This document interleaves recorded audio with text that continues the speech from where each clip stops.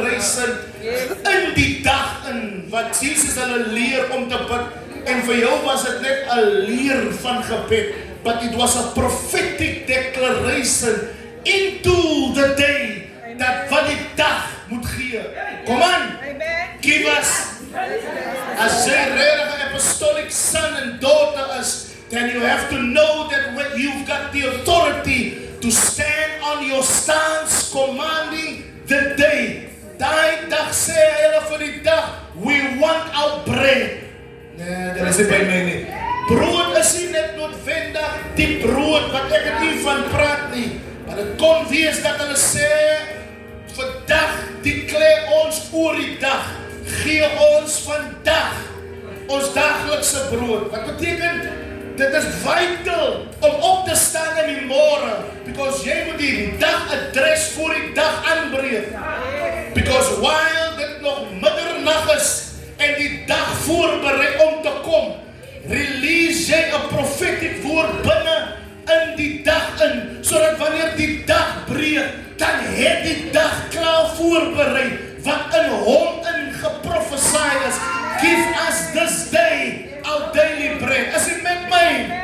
So ek wil vanoggend vir iemand 'n paar dinge sê. Many have walked into the service carrying questions, en dit gesê, concerns, pressure and responsibilities. Is daar sulke mense? Is daar sulke mense? Some have been wondering how things are going to work out. Others have been carrying burdens that nobody knows about. Somebody say, give us this day. But I came with a prophetic announcement this morning. Heaven is still aware of your address. Ek sê die mense mag jou afgeskryf het, maar die hemel weet nog steeds waar jy bly, waar jy sit, waar jy jou bevind. Iemand skree, give us this day. Sê dit 3 keer vanoggend. God still knows your assignment, and God still knows your situation. Can I prophesy before the service ends today? I believe by faith God is going to rise again in your circumstance. I believe strength is going to return again. Samson se hare het weer gegroei, en Samson se hare het nie weer gegroei toe dit beter gaan nie. Dit was toe in hy slegte omstandighede is, toe groei sy hare weer. Iemand sê, ek groei weer. Die dinge het enige iets wat jou opres, die pres jou ook. Enige iets wat jou opres, die pres jou. En die wêreld sê vir jou, jy moet eers nou uit die presse uitkom. Maar die Here kan vir jou iets doen binne in jou oppresse.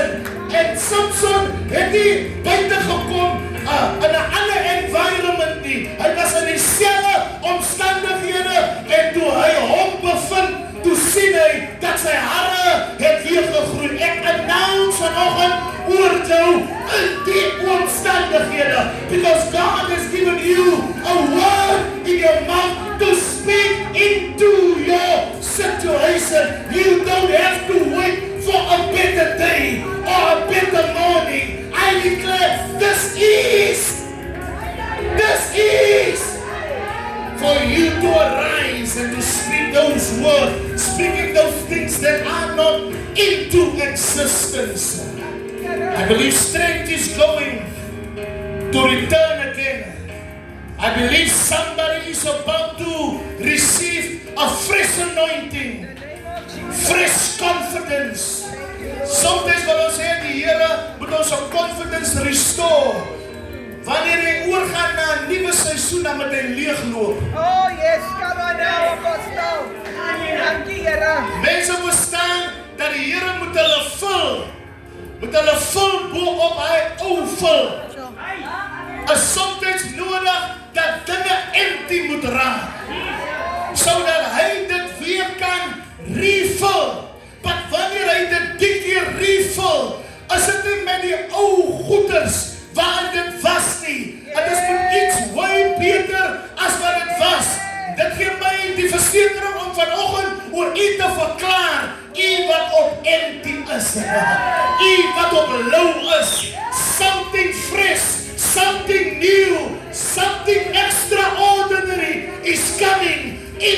your vessel, into your container. En weet die familie, die Here sê vanoggend, ek moet vir u sê, renew die mind, so that hy something fresh and a renewed mind can place. Iemand sê in this day, yes,